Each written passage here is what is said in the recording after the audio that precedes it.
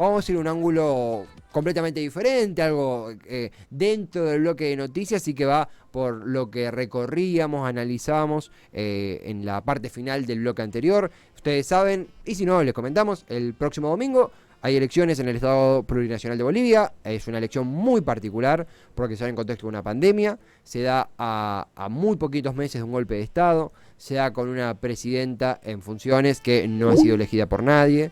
Es muy particular la situación en Bolivia y es muy particular lo que puede pasar, incluso si ganara, por ejemplo, Luis Arce o si ganara Carlos Mesa.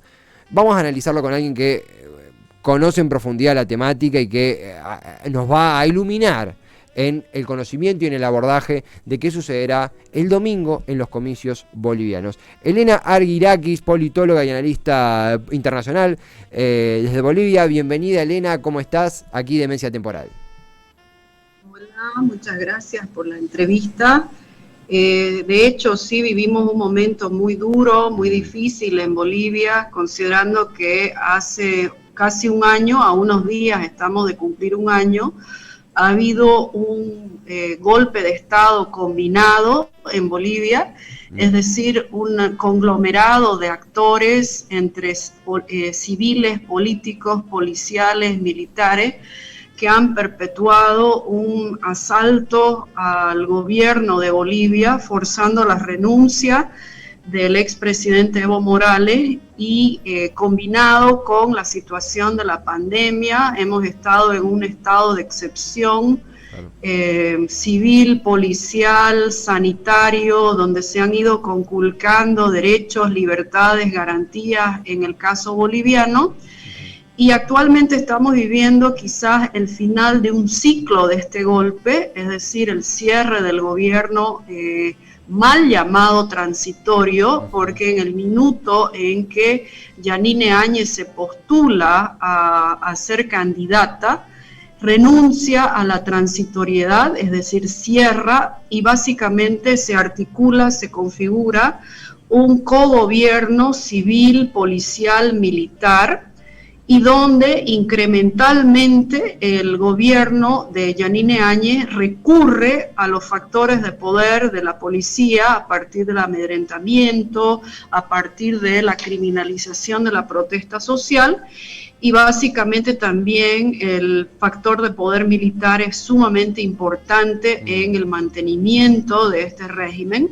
Entonces te decía, se cierra el ciclo del gobierno de esta señora, sin embargo que tampoco eso garantiza que vamos a vivir un retorno de la democracia en el sentido pleno, porque se está utilizando una consigna que es el voto útil, donde hay una suerte de estrategia embudo, donde los 6 partidos antimasistas están buscando una confluencia de la votación de la sociedad civil en torno al apoyo a la candidatura de Comunidad Ciudadana de Carlos Mesa.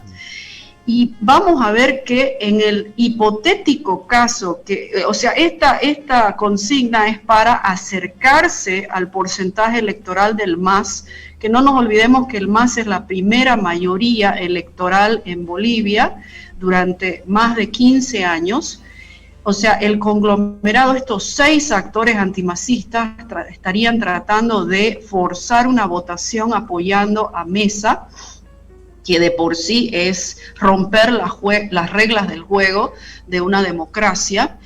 Y bajo el hipotético caso, llevándolo a una hipotética situación de supuesta victoria de Carlos Mesa, vamos a ver que tendríamos un gobierno completamente hipotecado, fragmentado, parcelado, y estuviéramos reeditando una lógica de democracia pactada, que fue precisamente lo que originó una de las más grandes crisis políticas en Bolivia en el inicio del siglo XXI, la crisis de la democracia pactada, que degeneró en una crisis de gobernabilidad, que generó una crisis de estatalidad y que provocó la movilización del bloque social popular, que generó la fractura de este modelo. Fue totalmente derrotado hace más de 20 años. Y Elena, sin embargo, justamente porque tomando esto me parece primero, excelente síntesis y perdón que interrumpa, pero justamente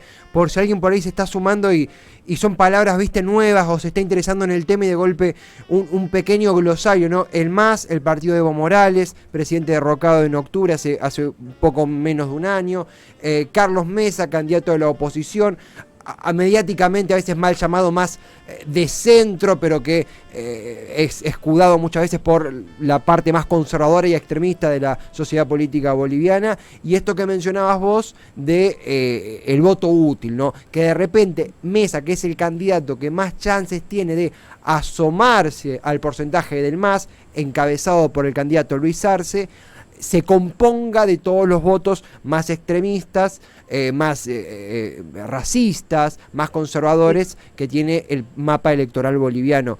Conectado, y justamente vos trazabas perfecto este plano de que es regresar a una democracia pactada que ya fracasó abruptamente en Bolivia. Yendo por este punto, pensando en los escenarios que propone, en este caso centrándonos en Mesa, ¿cómo ves el rol de los golpistas justamente? ¿Cómo crees que se puede desarrollar esa elección? ¿Hay temor de incluso inestabilidad, incluso en el caso de la victoria de Arce? ¿Cómo crees que todo esto que vos muy bien explicabas juega en la cabeza de los bolivianos a la hora de ir a votar?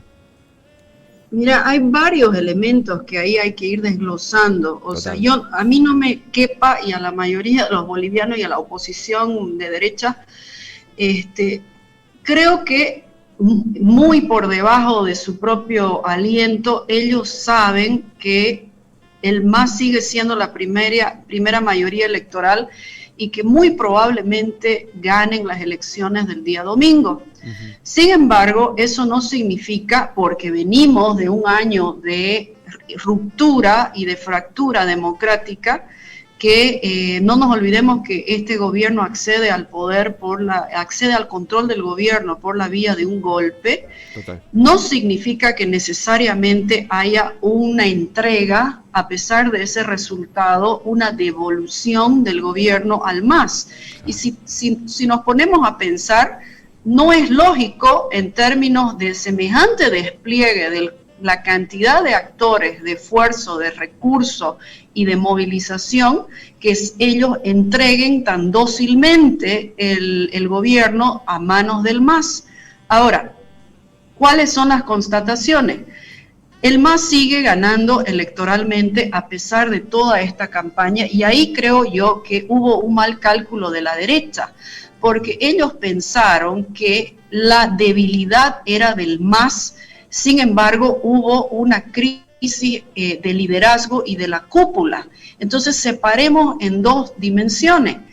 Lo que ha habido es quizás una crítica muy fuerte de la sociedad civil al último periodo de gobierno del presidente Evo y de la cúpula que administró el MAS, pero el MAS, que es un movimiento, una confederación de movimientos sociales, no solamente que está intacto, sino que está fortalecido precisamente por este año de conducta represiva, lo ha vuelto a cohesionar. Y como decimos en Santa Cruz, no hay inventor que no se joda con su propio invento.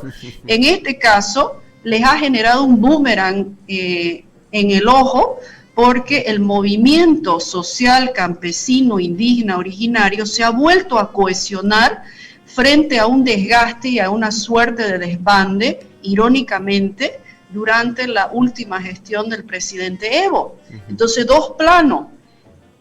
Hubo efectivamente una crítica muy fuerte al liderazgo, a la cúpula. Sin embargo, el instrumento político, social, popular está cohesionado, y esa es la explicación por la cual no solamente que han mantenido, sino que inclusive sin el aparato estatal, sin el control del gobierno y con toda la represión y criminalización de la protesta social, siguen siendo primeros en la encuesta electoral. Ese es un primer nivel de análisis. Ahora, el segundo nivel de análisis es que dentro del mismo ámbito de las derechas existen serias contradicciones, porque si bien se han ido bajando una serie de candidaturas, comenzando por la de la propia presidenta con su organización Juntos, claro, se bajó hace poco menos de 15 días, se ha bajado este domingo Tuto Quiroga, expresidente con Libre 21, y la presión hoy día está para que Luis Fernando Camacho se baje para endosar esa votación a Comunidad Ciudadana. Pero ahí está el quiebre, porque en el caso de Luis Fernando Camacho no se está jugando solamente un proyecto en el ámbito nacional de derrota al MAS, sino que se está jugando un recambio intraelitario en el departamento de Santa Cruz, y ahí no va a ser tan fácil que entregue esa votación, primero porque no es matemático, porque ese es el análisis que no ha hecho Comunidad Ciudadana. Su análisis es solamente derrotar el MAS, pero no ha generado un análisis de cómo va a ser el gobierno en el caso de que ellos llegaran a controlar gobierno, y en ese sentido Luis Fernando Camacho creo que difícilmente va a abandonar la posibilidad de tener 4 senadores y de generar un proyecto de poder que tenga presencia a nivel nacional, pero también tenga su base territorial en Santa Cruz, a partir de lo que él va a exigir su cuota de poder en lo departamental y en lo municipal. Entonces, Elena, ahí están las tensiones al interior del propio mundo de la oposición. Me parece excelente, nunca mejor dicho, este monstruo de 3 cabezas que vos describiste, que aquí en Argentina, un mea culpa que hacemos los medios, Bolivia fue noticia nacional cuando ocurrió el golpe de Estado, y luego los grandes medios le han dado la espalda, no han difundido qué sucedía y cómo evolucionó la situación en el país hermano de Bolivia, y eso genera que algunos términos sean nuevos, y es primero brillante la síntesis de justamente ese monstruo de 3 cabezas, la presidenta de facto Áñez, Carlos Mesa, el candidato moderado entre comillas, y entiéndase la ironía, y Luis Camacho, para quienes no lo conocen, obviamente lo pueden googlear e investigar sobre él, pero una de las personas que ingresó tras el golpe de Estado con una Biblia, vociferando epítetos la peor calaña del ultraconservadurismo, del antiindigenismo, racismo. Esa persona que hoy tiene entre un 13, 14, 15% de los porcentajes, que busca ser empujado a apoyar a Mesa, el candidato de Comunidad Ciudadana, el candidato moderado entre comillas, y que justamente lo que bien describía aquí Elena, no pretende soltar la manija y quiere su porcentaje y sus senadores, los cuales les otorga la elección, aún no ganándola. Para que en Santa Cruz... yo tuve la fortuna de poder estar en Santa Cruz y quiero profundizar contigo, Elena, porque a veces para nosotros, muchos que crecimos con Evo Morales como presidente, que ya estábamos acostumbrados, hay cosas que nos sorprenden, como que Bolivia tuvo un presidente que no hablaba español, que hablaba inglés, como Sánchez de Lozada, ni hablar como que existan tendencias al supremacismo blanco, al racismo, y que sin embargo son muy comunes, lamentablemente, en la oposición boliviana. ¿Cómo crees que está hoy esa oposición? ¿Crees que ya está cooptada por el extremismo? ¿Crees que se puede ver, en caso de un hipotético gobierno de Mesa, expresiones aún peores que la que ocurrió en el golpe de Estado? ¿Cómo crees que se va a prestar esa porción de la oposición al MAS?